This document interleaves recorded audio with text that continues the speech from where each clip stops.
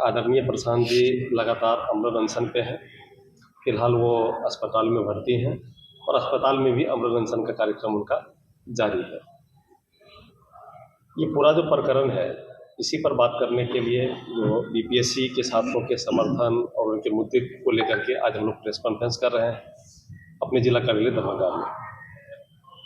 आदरणीय प्रशांत जी 2 जनवरी को अमृत अनशन पर बैठे थे और आप लोग जान रहे हैं कि 6 जनवरी के अगले सुबह बहुत ही कायरतापूर्ण तरीके से बिहार का जो तानाशाह सरकार है, भाजपा और जेडीयू का गठबंधन की सरकार है, इन्होंने एक मौका का तलाश कर अगले सुबह के तकरीबन 4 बजे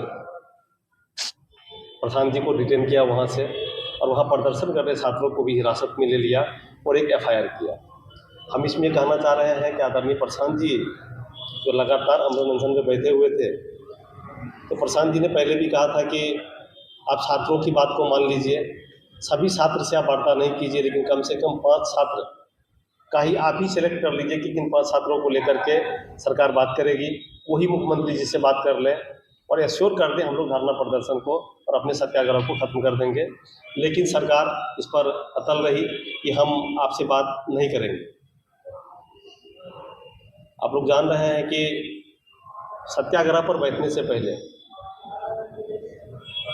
प्रशांत जी के साथ एक वार्ता सरकार की हुई थी, सरकार कलाधिकारी की हुई थी और वे एश्योर किए थे कि उनके मांग को मान लिया जाएगा।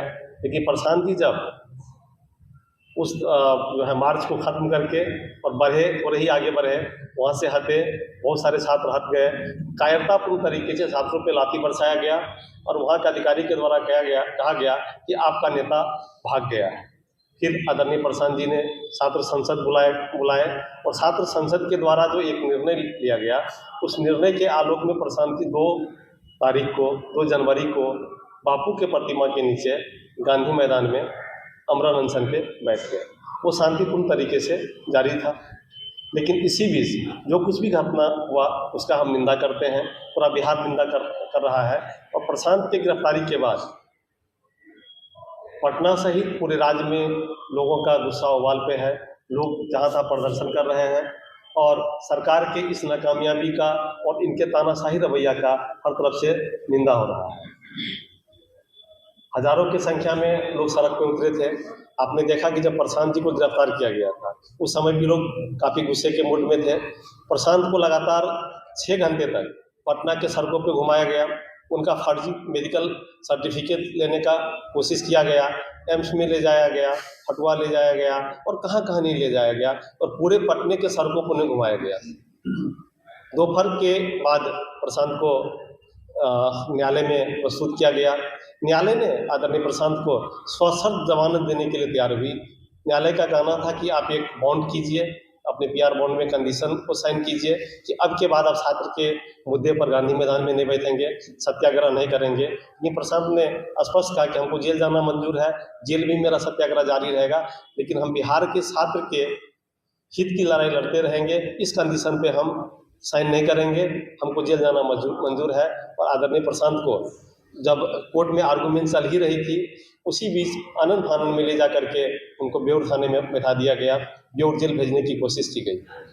न्यायालय का भी फटकार पड़ा कि अभी हमारी कार्रवाई पूरी चल ही रही है और फलतः अंततः आदरणीय प्रशांत जी को न्यायालय ने बिना किसी शर्त का जमानत पे रिहा कर दिया। उसके बाद आदरणीय प्रशांत जी ने मीडिया के बंधुओं से शेखपुरा हाउस में बात की और अपने आंदोलन को जारी रखने का निर्णय लिया। उनका था कि अगले दिन हम फिर से जो हमारा कोऑर्डिनेशन कमेटी है इस आंदोलन का, उसके साथ हम बैठेंगे और फिर हम गांधी मैदान में ही अपना धरना, अपना जो ये सत्याग्रह उसको जारी रखेंगे, क्योंकि मुद्दा का शुरुआत गांधी मैदान से हुआ है तो खत्म भी गांधी मैदान में ही होगा। इसी बीच आदरणीय प्रशांत 7 तारीख के सुबह में उनकी तबीयत बिगड़ी, उनको मेदांता अस्पताल में भर्ती कराया गया है। कुछ देर पहले की खबर तक वो आईसीयू में थे, लेकिन कुछ खबर ये भी आ रही है कि उनके स्वास्थ्य में लगातार सुधार हो रहा है, वो आईसीयू से शायद बाहर आ चुके हैं। उनके सलामती का दुआ दरभंगा सहित पूरे सूबे में किया जा रहा है, पूजा अर्चना की कार्यक्रम की जा रही है। वहीं आज सादर पोशी भी आदरणीय प्रशांत के सलामती के लिए दरगाह पर किया गया है। ये पूरा एक हमारा जो अभी तक का जो रूपरेखा था, अभी तक का जो कार्यक्रम जो हम लोगों ने किया, वो हमने मीडिया के सामने रखा है। और मीडिया अगर कोई सवाल हो तो जवाब हम लोग भी कह रहे हैं प्रशांत जी को कि आप अनशन तोड़ दीजिए। हर बिहार के लोग कह रहा है कि आपकी जान पे आ रहा है, आप लगातार अनशन कर रहे हैं। लेकिन प्रशांत का एक ही कहना है कि हम बिहार के छात्र के हित के लिए और इस पूरे आंदोलन को तब तक जारी रखेंगे, अपने सत्याग्रह को तब तक जारी रखेंगे जब तक सरकार सकारात्मक बात हमारी नहीं मान जाती। उनके विपक्ष के पास जब कोई मुद्दा नहीं हो, आज जेडीयू के प्रवक्ता नीरज जी भी बयान दे रहे हैं। कई हमारे चैनल्स भी जो कि सरकार का प्रायोजित चैनल है, वो भी नीति बयान पर सवाल खड़ा कर रहे हैं। अब यह बताइए कि स्वच्छ भारत अभियान मोदी जी का एक अभियान रहा है, उनका एक सपना रहा है कि स्वच्छ भारत हो, तो क्या गांधी मैदान में खुले में शौच लोग जाएंगे? ये वैनिटी बहन पर सवाल करना, ये सारा जो है सो एक बेवकूफ़ी भरा जो है सवाल है सरकार का। सरकार के पास कोई मुद्दा नहीं है तो सरकार क्या करेगी? ऐसे उजुल फुजुल सारा सवाल खड़ा करेगी।